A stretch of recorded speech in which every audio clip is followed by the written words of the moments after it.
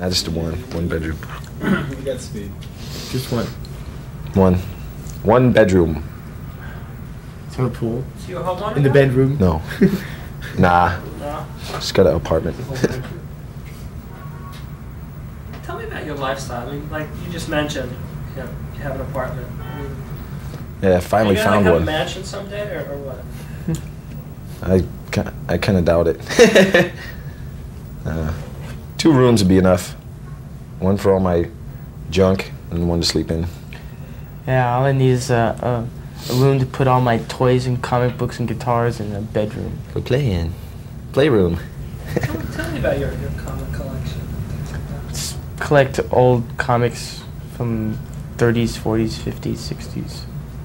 And then new comics too. They take up too much room on the bus. So when Kirk's not there, we go out and sell them.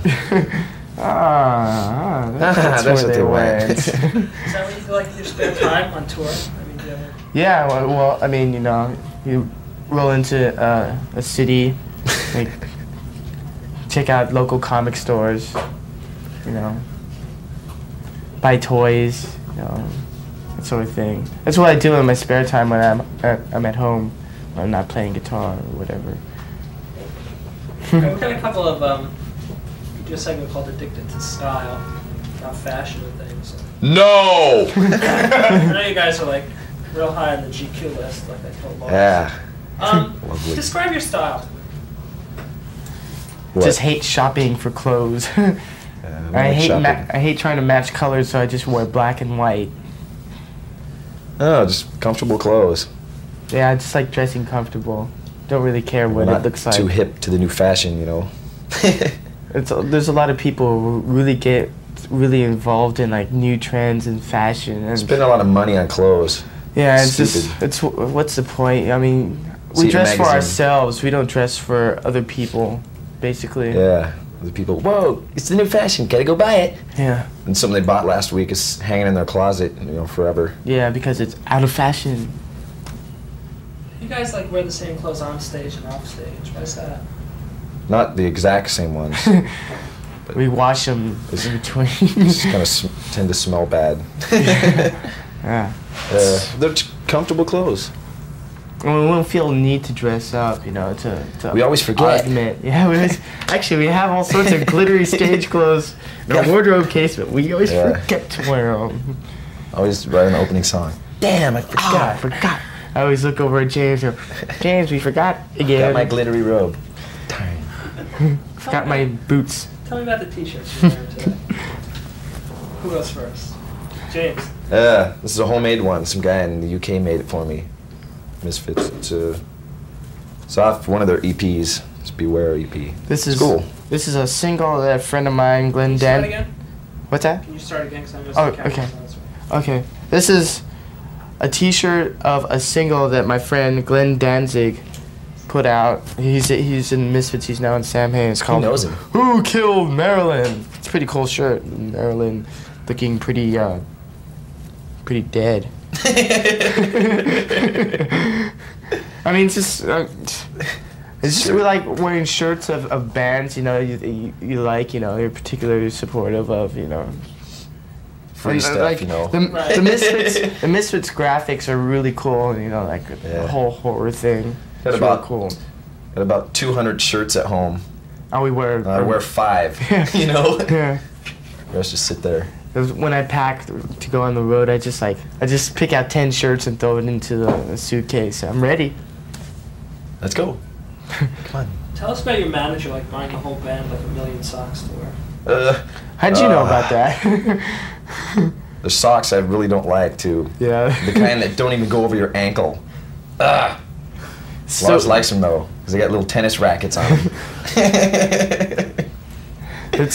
It's because we used to always get all our socks mixed up with each other. You know, you go into a tour with like 10 perfect sets of socks, and you go out of the tour with all mismatched socks and stuff. So. One blue, one green, one's unstretched. And like, you know, someone doesn't cut their toenails and you get socks back, it comes back with like holes in where the toes are. You know, when they come back from the washing, they're stapled together now. Yeah. Yeah. Put them on. So, I mean, and like people would lose socks and stuff, so we would go on stage with just one sock on, barefoot and shoot. So, I mean, after months and months of petty bickering about our socks, we managed to just decide to buy a bunch of socks. Plus, we got we had something take residence in our wardrobe case. Yeah. And we had to we had to oust certain articles Living of clothing. organisms. Oust certain articles of clothing. They were on tour with us. Friends on tour. Yeah. Is there like meat behind that story you can tell me, or you'd rather? Meat Well, behind it's Meat just in front of it. just had some tour mascots that decided to take residence in our wardrobe case, Tour mascot. Yeah. among other places. Kirk, tell me about your Batman socks. Yeah. Oh yeah, they're the best thing. Jason bought them for me, and like they're great. They're official Batman Club socks. Ooh. And I wore them on stage in Japan along with my fruit salad pants. Yeah. Yeah, the last gig was real fun. Yeah. Some kid threw up. Some kid threw up. So some pants for me to wear. There were these shorts, like tiger stripe felt, you know, like. They're like real above his funny. knees, and they have a tail. Yeah, they were huge too, and had a tail. So I put them on. Over his stage pants. And I have these shorts that they look like fruit salad and spaghetti. That's the pattern that's on the shorts. And he's a vegetarian. Yeah, and like they're above the knee too. And I was wearing my official Batman socks with them, and my styling black socks. I was looking pretty stylish. You know? Yeah, looked And, quite the fashion rage. Yeah. My Monkeys t-shirt. We played the encore that way. Yeah, and some It's guy cool. gave me a little guitar. It's like this big. This is in Japan. Like my Explorer. It's like the same. It's real small. I played it. And it sounded better than my other guitar. One last question. Fashion-wise, what you guys love to get for Christmas? Sounds like the Newlywed Game. You know, I have to ask this question. Oh, God. Oh, jeez. Ah, jeez, I don't know. Alright, James, what would you get Kirk for Christmas? I don't know. You know what I would get, James? Do you ever see that publicity shot in the Guinness Book of World Records for the world's fattest man is wearing a pair of those overalls? That's what I would get James, a pair of those overalls. Yeah, so the whole band can get in them at the same time. Go out drinking. Yeah. So you just have to pay for one person. Yeah. On a bus or Yeah. a cab. Thanks a lot. All right. Cool. Yeah, it was on. Yeah. Wasn't it the one where I'm sitting babbling on Yeah, the phone? on the phone, yeah. That was alright, different. It's cool, and fucking Bobby, our tour manager, was hella like, calls mom, I'm on TV, you know? Hey mom, I'm on TV, you know? Bobby, our tour manager, was roaring. It was so funny. Fucking rock star road manager, you know, with his sunglasses. And, Alright. yeah, well, I road manage the band. Tell me what you guys have been up to the past couple of weeks. Just got back from Japan a couple days ago. It was so that was it. You know, we did 10 days there or something, whatever. Yeah, I mean, and before that, as you might know, there was a couple of weeks of auditions and about, 3 days of rehearsal with him, and then in at the deep end. We did a couple warm-up gigs down in LA opening for Metal Church! Yay, friends. Sitting over here clapping at us off camera.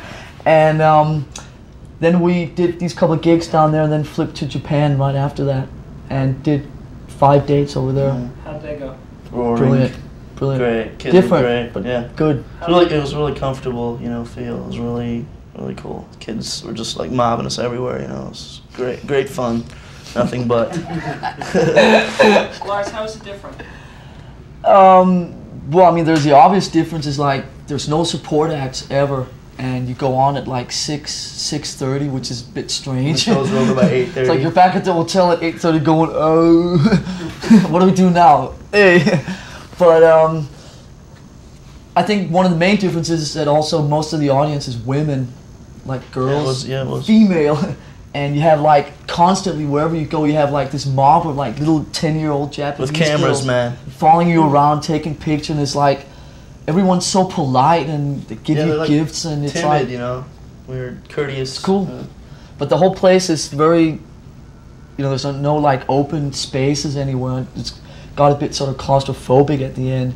But I mean, it was a lot of fun. It really was. They all had to stand, you know, like right in front of their seats and stuff, and just, you know, be banging while they're standing up. The kids there hip to Metallica's music? Hey. There's nothing ever like that has been there, you know. I mean, Maiden, Priest, and that has been there, but no new, you know, intense raging metal band, and so it got accepted really well. You know, really a good thing. Tell me about your upcoming North American. Hey, we're going out for how long? 4 weeks. No, we're just going out, and basically what we're doing is we're doing all the shows that we were supposed to do with Ozzy that got canceled due to either Ozzy's, you know, throat or whatever things he was doing. Some dates got canceled because he had to shoot that stuff for that film and whatever. And what basically we're doing is going out and doing all the markets that we missed with him, all the cities, which is like all of Canada and some stuff right here on the East Coast, and then some stuff in the Northwest area, Seattle. Yeah. More clapping here from our friends. That'll be and which is just basically doing all the shows and all the cities that we haven't done with Ozzy. And then we go to Europe after that and do all the dates that we missed after the accident in Europe. Do you guys feel nervous at all? Like Jason, you know, yeah, your band member, you know, coming home and... No, I think we got over that. Basically, I think it was really good that we did those warm-up dates in LA, because what we wanted to do was sort of ease him in instead of like jumping in at the deep end kind of in Japan. So like the first gig would be in front of 4,000 kids in Tokyo, and for me I was very nervous the first gig at the country club, and then that was it. And now just, you know, each show has gotten better as we went, you know. I mean, it was cool that we got to do Japan first because of just how comfortable it was, you know, for me especially, because I feel a lot of pressure because of, you know, the kids are expecting so much, and, you know, to fill Cliff's shoes, you know, it's a really big thing, and so it's kind of a weird thing for me, but it's getting better each time. These guys have made it ultra comfortable for me, more than I ever expected, really. Tell me about your support group, Metal Church. Who? Come on, throw it. Just hella good friends of ours from like way back. Yeah. And you know, it's like just always great to be touring with bands that we get on with. We've toured a lot with a band in the past called Armored Saint, which are really, really good friends of ours too. And it's like, we're out for a long time. It's just good to have, you know, people around that you get on with. We also done some tours with people that we didn't get on with so much, and it's just good to, like, you know, have people out with you that you really get on with, like, on a personal basis, you know. Yeah. And they're also opening for us on all the European dates. So we'll be with them for like the next 8 years. Fun for all. one big party. They're pretty much a no-nonsense band, just like you guys are. It must be like a nice compliment. Yeah, I think they're... Yesterday, I was talking to someone in an interview, and he asked me like what bands I thought had the sort of same vibe as us in terms of the way we come across and the way we present ourselves, and just sort of like general things. And the first band I mentioned was Metal Church. I mean, they're just like us, drunken idiots, trying to stay on time. How's this tour going to compare to the tour you guys just got off of with Ozzy? Well, obviously it's different. I mean, the main difference is obviously that we're headlining, and we play, you know, an hour and 40 usually when we headline. And on the Ozzy tour, the whole day-to-day vibe it's a bit different when you sort of only play 50 minutes a night, and when you go on at 7:30, just the way your day is sort of scheduled in or whatever, it's like just different when you headline. But I mean, both of them are obviously a lot of fun. It's a bit more of a sort of challenge. You have to sort of watch, you know, not to drink too much. Sure. When you headline, get a lot of sleep, because I mean, when we play an hour and 40, we can really tell the difference in sort of just how we feel, you know, day to day and stuff like that. And the energy level's still going to be the same, so you gotta pace, you know. One of the cool things also is that we're playing some smaller places, obviously, than we did with Ozzy, so it's good to feel, you know, that Yeah, the energy exchange will be really closeness strong. with the kids, instead of like, hey, we know there's 40,000 of you out there, but we can't see any of you. So we might as well just play to ourselves. I mean, it's just, I mean, we feed a lot off the energy and the feedback that we get from the kids. It's like we throw it out at them, they throw it back at us, and it's sort of, it's like a circle that just sort of goes. And it's just good when we, like, you know, just play smaller places, you know, 4,000 seaters or whatever. Yeah, no, that intimacy is important for a band like Metallica. How do you get Definitely. used to, though, like, not being able to see past the 10th row? How do you get yourself geared up for a gig like that? I noticed you're playing, like, the Maple Leaf Gardens, which is, what, like 15,000 seat 12, arena. It's a 15, big whatever. place. Yeah. I mean, you just try and communicate as much with the people that you can communicate with. You know, it's like you, like I said, you throw a lot of it out there, and but it's really, and obviously for the guys out front, I'm a bit further back, but I mean the guys out front, you know, when they're long barricades and stuff like that, and it sometimes can get difficult, you know, but I mean, you know, they're out there, and I mean, we just try and really play as aggressively as we can, and it just sort of comes out somehow. Keep the closeness as much as possible, you know. What have you guys learned playing in front of that many people? That more people can hear your mistakes. No, I mean, I think there comes a point where you get quite confident with what you do, and which is really good, because it's like the more confident you are with when you play, it's like, I think that shows up in the music and the gig itself, when you're a bit more relaxed instead of you're all uptight and stuff like that. And I think when you reach a point of you know you're going to go out there and do really well, and sort of just good confidence, you know, it relaxes you in a different way, and I think you come across as being a lot more sort of relaxed and sort of on the level, instead of being, you know, all tense and worried about what you're doing all the time, you know. Describe your relationship with your fans. On the level, same level. No, it's like, I mean, we're just sort of up on the stage playing, but I think that, I mean, we have a very, very close relationship with people that, I hate the word fans, but I mean, people that buy our records and, you know, come to the gigs and whatever. I think they really sort of appreciate the way that we come across, and there's not any huge pretentious differences. We're not present ourselves as like larger than life or whatever, you know. Like, it's not this, which works fine for some bands, you know, they come across in sort of larger than life sort of like characters or comic book heroes or whatever, which is fine. But for us, we just seem to do really well on being very, very on the level with these people, and they know that we're not hard to find, hard to get in touch with. They want to come up and say hello. And I think a lot of times when you present yourself as like a larger than life sort of character, rock star or whatever, it's like, I think a lot of kids are sort of afraid to come up and hang out or whatever, and lose that special touch. And the people, you know, just come up and hang out and cool, just have a very easygoing relationship with them. It's not huge differences, you know. We're just drunk kids playing. So you're going to be the same, you know, if the next album goes triple platinum, like Elektra probably hopes it will, the same old guys. Why limit yourself to triple platinum?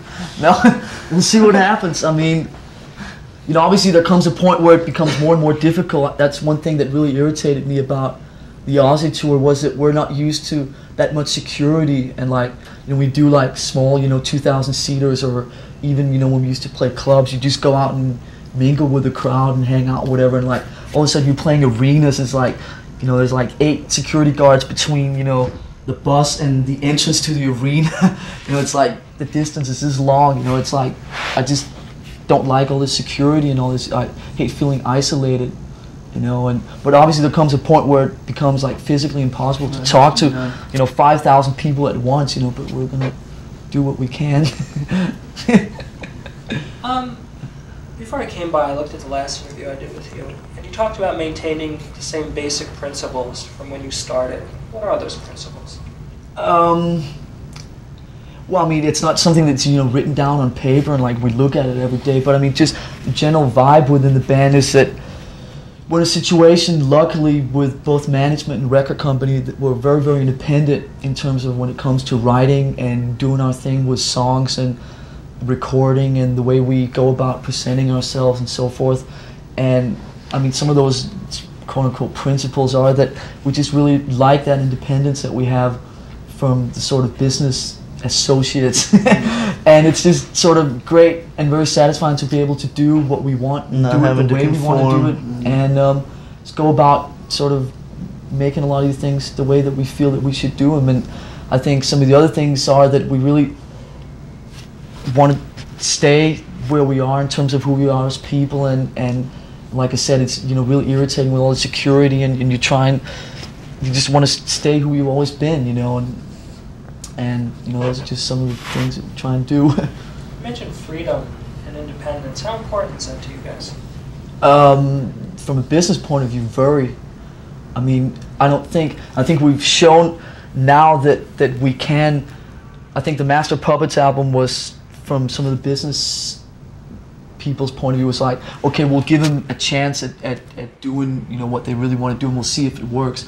Now we've shown these people that we can do it. The album's, you know, gone gold and still doing very well and so forth. And I think that, I mean, the freedom now is like we have these people's trust, and they don't interfere, like, you know, with songwriting and the way we want to record and who we want to record with. And so this guy over here is laughing, but these are the people that I'm talking about are standing over here. They're gonna buy me dinner tonight. What were your thoughts about the future of Metallica when Cliff passed away? Mine were that I don't think there was any doubt that we had to carry on and we're gonna carry on. The immediate thoughts obviously were how long it would take to get the whole thing rolling again, and look back on it now, it's really good that the period of time has been so short, because like the main things that we decided when we met up again, you know, about a week after the accident, was that we wanted to do it as fast as possible, which would sort of shorten the time of us sitting around, you know, feeling sorry for ourselves and moaning and groaning and so forth. And we just wanted to get back on the road and get back to doing, you know, what we do, which is, you know, play live and tour and whatever. And that's what he would have wanted. definitely, I mean, he would be the first person to encourage it anyway.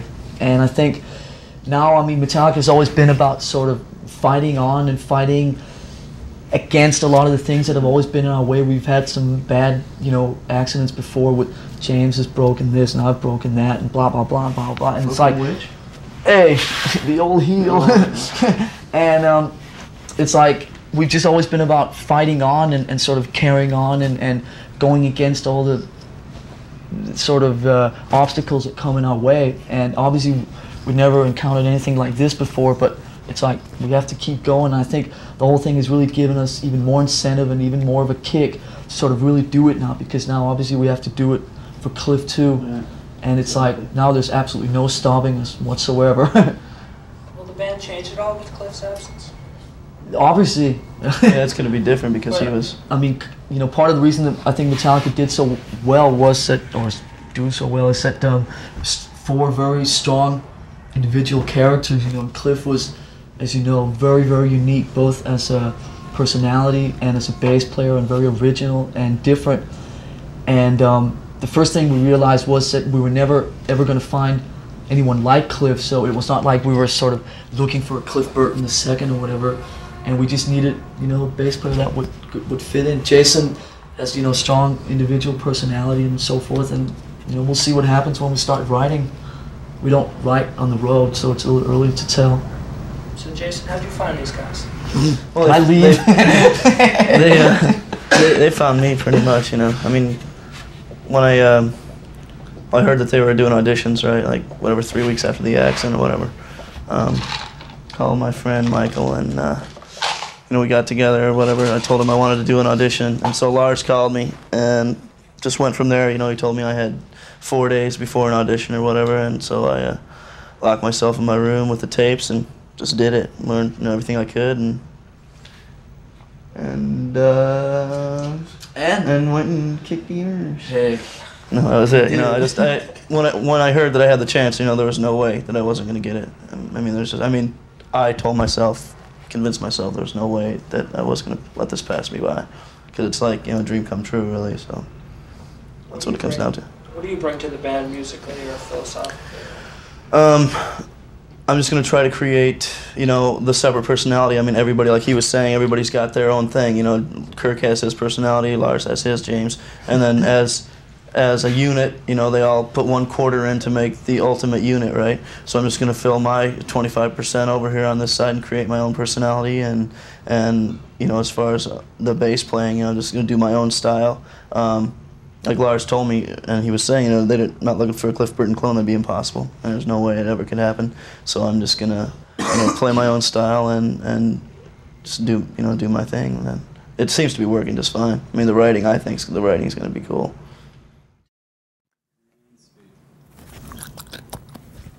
Where were we? Your background. Okay, I came from a band called Flotsam and Jetsam out of Phoenix, Arizona. We just put out the first album back in the summer. I formed a band with drummer Kelly Smith, who you know, we started it about 4.5 years ago, and just, you know, went through many people, many guitar players, and that until the right thing came together, and then did the Doomsday album, and it's been getting really good reviews and everything. So that's pretty much it. I mean, the style was a lot, you know, compared to Metallica, and you know, they had definitely a heavy influence on the whole thing. It was like Iron Maiden, Metallica type thing.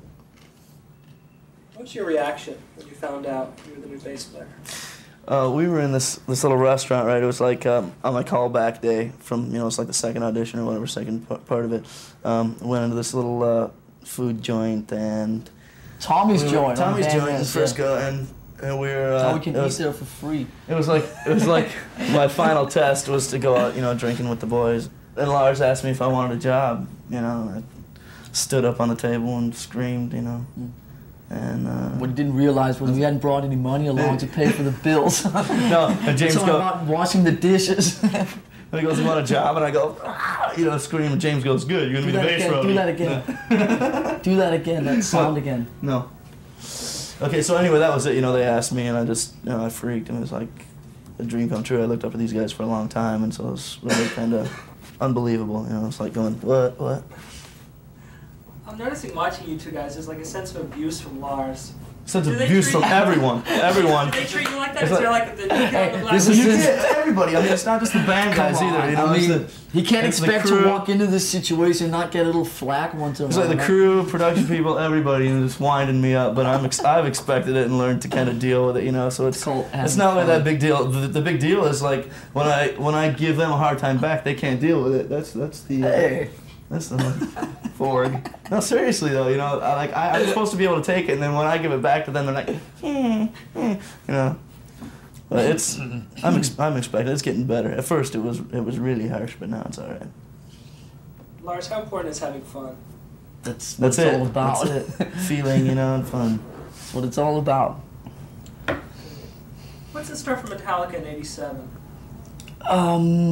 Well, first we make up all the European dates, like I told you before, and all the remaining dates that were canceled, and then it's just back to writing and recording the next record. It's a little early to really say much more than that. I mean, we're just going to start writing and getting the ideas together and so forth.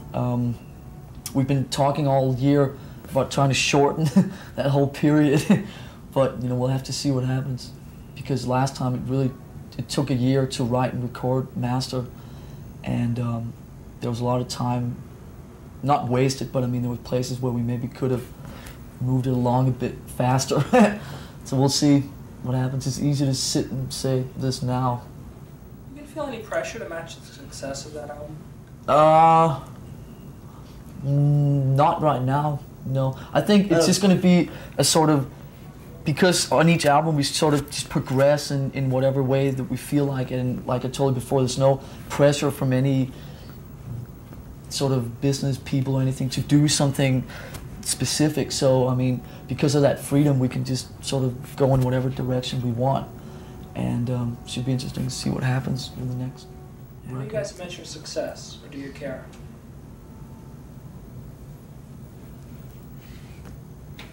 Any suggestions from around the room?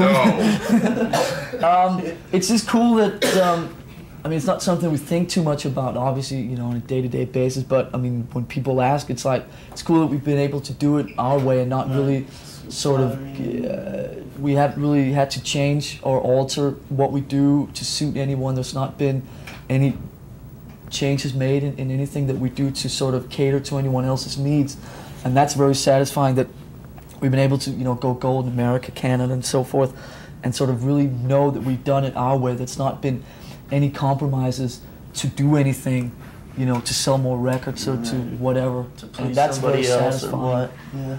And I mean, that is success to me, which, you know, that's cool.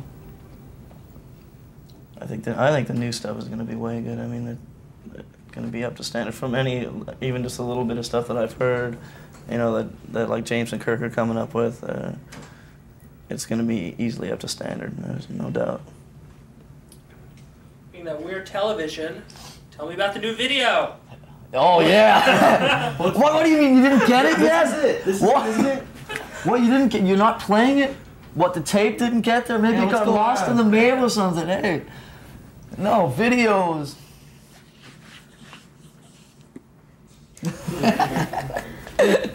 No, there's not been a huge need for one at the moment, or at least up until now.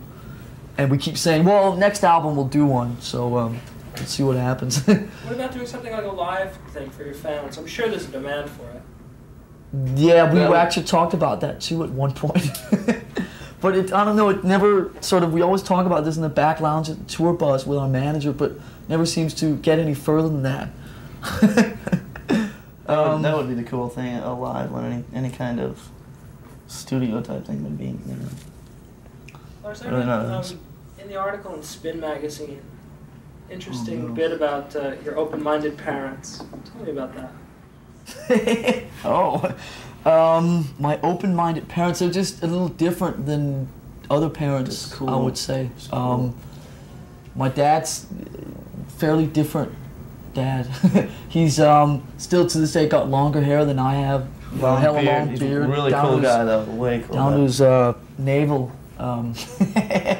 And he was, you know, a tennis player, you know, all up through, you know, 50s and 60s, professional and traveling all over the world. So I had to like travel a lot in the early days when I was growing up. And he was in the same sense that I think that Metallica is very sort of different from the rest of the sort of normal heavy metal stuff or whatever. He was like the very different tennis player on the predominantly very white and conservative tennis circuit, you know, back in the 60s and the 70s, and was sort of the different one and sort of the hippie guy with the long hair and with the different attitudes and so forth. And it was just different kind of upbringing, different parents. My mom still can outdrink me any day of the week, and even James too.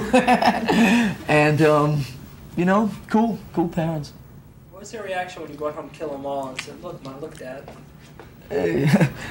No, I mean, a lot of that stuff in the early days, you know, with the demo tapes, and I mean, me and James used to do a lot of that ourselves, and we used to do it over at my house, and so it's not like I brought home Kill 'Em All and here, hey, look what I've been doing the last 2 years.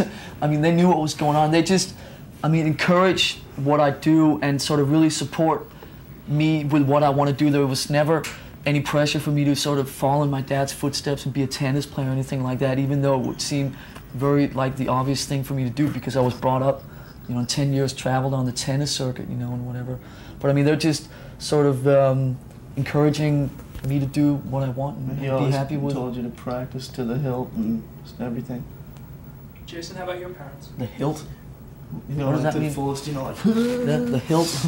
My parents are. New words there every day. You know, at first when I first took off from Michigan to, you know, be a rock bassist or whatever, right? It was totally against their wishes. And then, you know, the Flotsams thing started happening, and they were real happy about that, you know, and started, you know, backing me. And now that this Metallica thing has happened, they're just, you know, ecstatic, just, you know, really, really proud, really happy. Just one more thing. We're doing a segment called "Addicted to Style," which has to do with, a lot with fashion and things. I know your band is like real high in the G. Okay, Yeah. So I'm just gonna ask you a couple questions on that. Visually, describe your style.